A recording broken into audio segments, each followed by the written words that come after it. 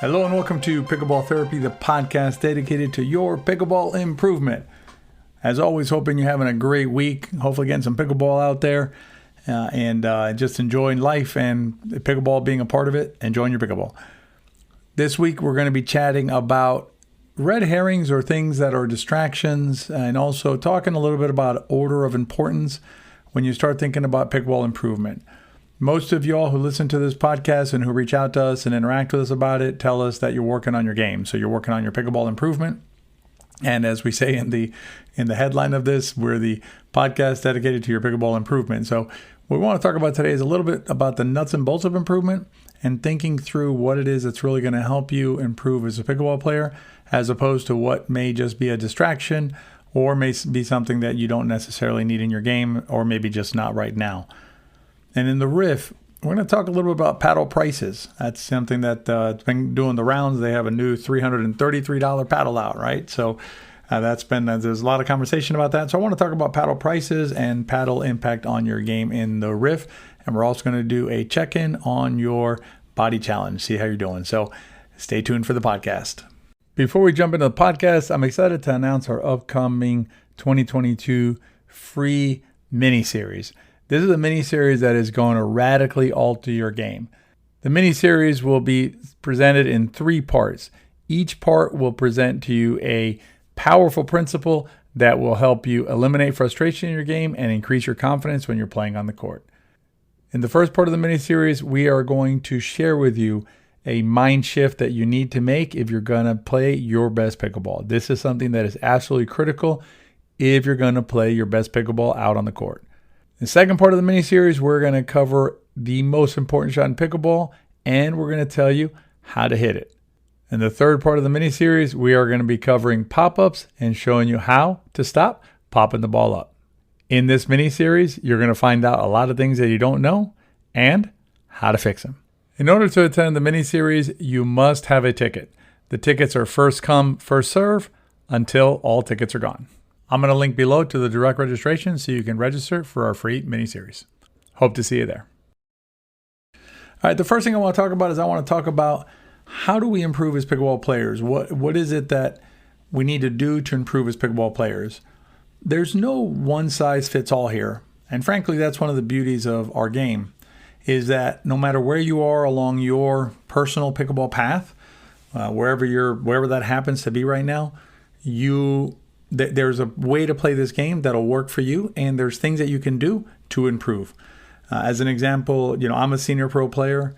Jill, my wife, is an excellent pickleball player, but we still work on our games. There's things about pickleball that we're still trying to figure out, trying to master, trying to improve, trying to work on mechanically, strategically, and athletically, importantly.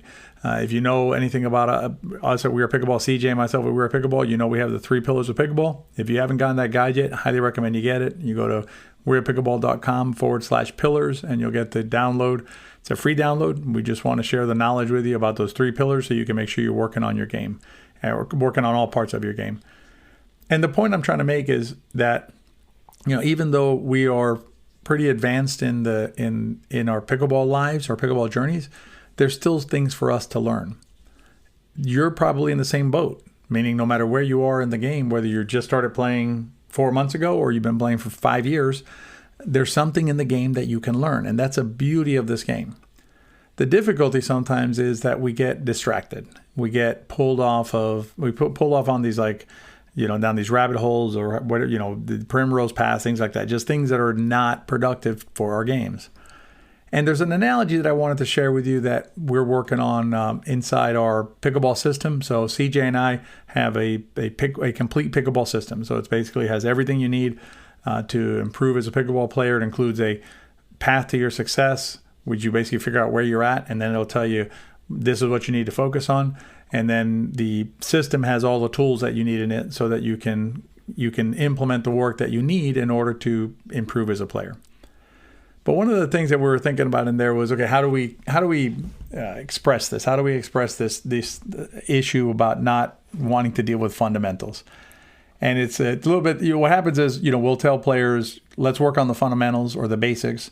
And the reactions that we'll get is like, well, I'm not really a beginner anymore, so maybe that's for somebody else. It's not for me.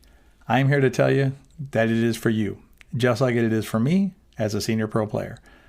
And the analogy is the analogy of building a home. And so the way that we built the system, the pickleball system, is we wanted to teach you everything that you needed in order to build a functioning home that can provide shelter and you can live in. So what does that look like? It looks like we're going to teach you how to lay a foundation. You need a foundation before you can build a home, right? Now we're going to teach you how to put up the walls. Then we're going to teach you how to roof the house. Then we're going to teach you how to put the electrical wiring in and your plumbing, right? All the pipes for your plumbing. So basically at the end of the project, you will have a home that you can be inside, right? To provide you shelter from the elements. And you can take care of your business in there with the plumbing and the electricity and everything else. So it's a home that is fully functioning and does what you want it to do. Now, once you have that home, if you want to add other things to it, that's fine, right? If you want to add crown molding, knock yourself out. If you want to add some beautiful paint inside, you want to put some stucco on the walls, whatever you want to do, that's fantastic. But the problem is when you have to first build a house. And what happens is, what we see players focusing on the crown molding, right, of pickleball. So what we see players out there, trying to learn, extra spin. I want to put extra spin on the shot. I want to have a powerful serve.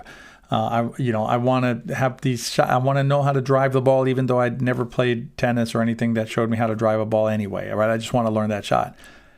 And as long as you understand that you're doing it as a vanity project, if you will, I just want to do it, that's fine. Knock yourself out, enjoy life, and do you, right? Do what makes you happy. But if you're doing it with the idea that this is what I need to improve as a pickleball player, what you got to recognize is first you got to finish your house. I mean, first you got to put in the work to have that foundation and to have those walls and to have that roof and to have that plumbing and to have that electricity before you move on to this crown molding and before you move on to the paint. So spending time on the crown molding or spending time on your paint skills, right, your interior decorating skills, when you haven't finished the walls and haven't put a roof up, doesn't make a lot of sense. And that's how the pickleball system is built. The pickleball system is built to provide you everything you need to make sure that you have this really well-built home, the kind of home that the piggy with the brick home would be proud of, right? And what we encourage you to do, whether you join the system or don't join the system, it doesn't matter. We still encourage you to really stay focused on the things that are important to playing the pickleball game that you envision for yourself. And one other note on this is on fundamentals, is that what makes pros in pickleball, even the best of the best pickleball players out there, are their fundamentals. It is not the beautiful crown molding that they can put up, because they can't put up some beautiful crown molding.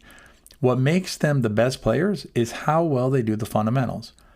And I think what gets lost sometimes when we're watching pro matches. So if you watch pro matches and it's just, the things that they can do on the court, you're just like, wow, that's crazy, amazing, that's awesome, right? And they do have a lot of wow rallies and wow shots. But what I think gets lost in that sometimes, especially if you're not really focused on these parts of it, are the fundamentals. So they'll hit a perfectly good serve, a great deep return. They get up to the MVZ line when they're on the return side. They'll keep the other team back as much as they can. They'll hit third shot drops. So they're doing all of the fundamentals. It just gets lost because they do them so well and so flawlessly that it doesn't look like they're trying to do the fundamentals. But I assure you that if those players, the top players in the game, did not have good fundamentals, good sound fundamentals in their game, they would not be the best players in the game. Even if they had the best crown molding or the best interior colors. So you can have the best Ernie in the game, the best ATP in the game, the best backhand roll volley in the game.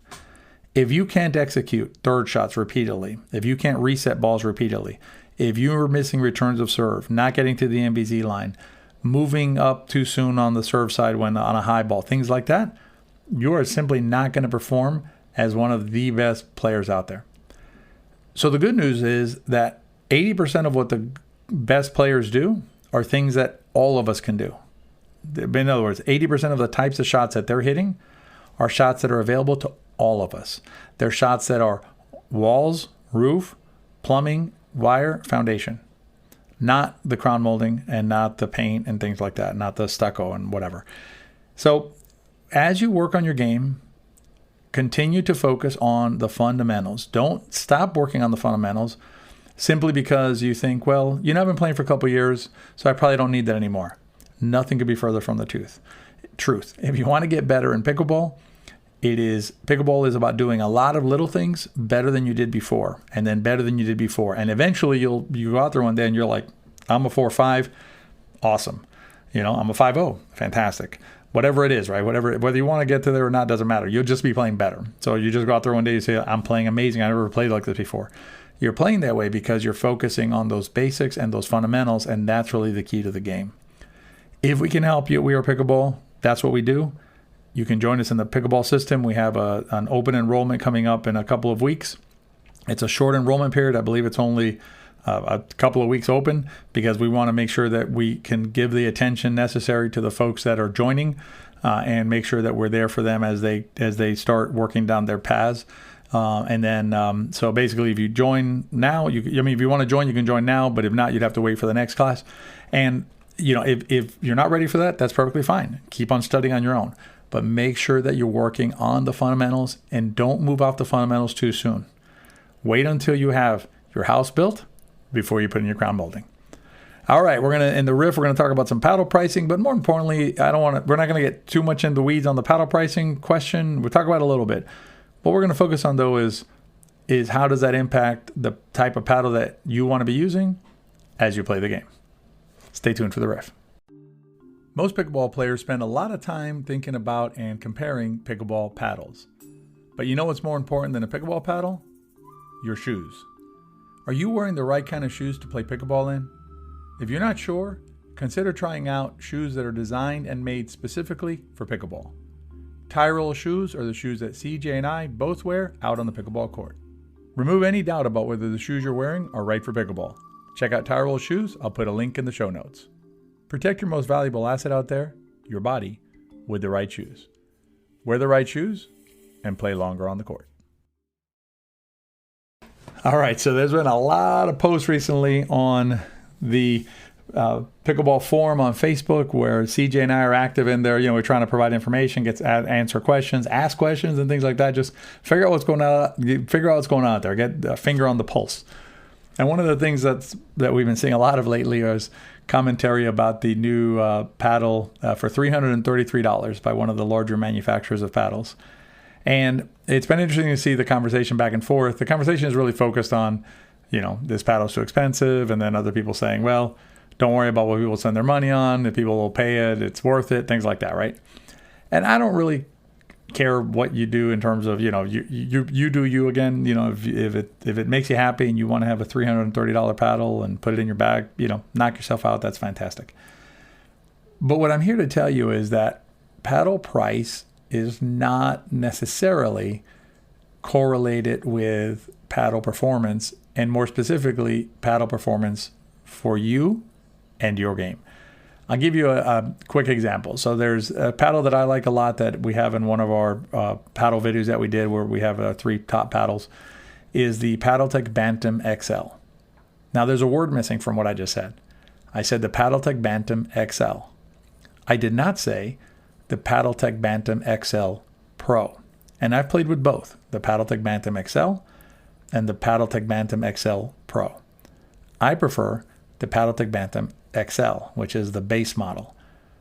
And frankly, I don't know if he still does, but for a long time, Kyle Yates, one of the best players in the game and a PaddleTech player who could have played with either paddle, whichever one he wanted to, also used the PaddleTech Bantam XL. And the difference is the PaddleTech Bantam XL is a $99 paddle, and the the Bantam XL Pro is a $149 paddle. Now, I don't have anything against the Bantam XL Pro, fine, but when I played with it, I actually liked the XL better, the base model better. So why would I buy the $150 paddle just because it's the $150 paddle, right? Thinking that it's going to be better for me. What you want to do is you want to basically be like price blind when you're trying out paddles. And our suggestion is we're big fans of the diadem icon. I'll link to it below. It's always in our notes if you want to check out our blog about it or check out the paddle. We think it's a fantastic paddle. But it is $150 something, and then there's a discount code. Excuse me, but it's it's not an inexpensive paddle. For $100, we think the Paddletech Bantam XL is a great paddle. Gamma makes some really good paddles for I think around $80, and then the Pro Light Bolt for $40 is one of the best budget paddles out there. But the important thing is, don't buy a paddle just because don't think that because you buy a $300 versus a $200 versus a $100 paddle that is what's going to drive your game. Be price blind when you pick a paddle and find a paddle that is the best for your game and that you enjoy playing with. That's our advice on paddles in general and also on price. Anyway, last thing I wanted to do is do a quick check-in. Make sure you're working on your athletics side of the things. So we have 3 things pending out there. We have the balance and mobility. We have the walking challenge, right? Some sort of cardio. We did walking, but you can do anything you want to do. And then for cardio. And then the last one was where you're going to focus on one part of your body that's giving you some trouble in the past and you want to strengthen it or get it better. And I'll report myself. I have been doing some balance and mobility. I've been doing like a figure 4, like the chair thing, but I've been doing it standing. It's actually pretty challenging, but I've been doing that at least 2 or 3 times a week. I've been doing the walking, not as much this week because I've been playing a lot more pickleball. But I did do walk bike with Jill, and I did a little bit of pool, so that counts for 2. And then we also did on the back. I am focusing on the back, doing some hamstring stretches, and also doing the McGill 3. So make sure that you're taking care of yourselves out there. Your body is your body and your mind are absolutely necessary to play your best pickleball, and more importantly, to lead your best life. Have a great week. Hope to see you next week for the podcast again. And please rate us and review us if you've enjoyed it. And as always, if you like the podcast, please share it with your friends. If you liked it, they probably will too. Have a great week, and we'll see you next time.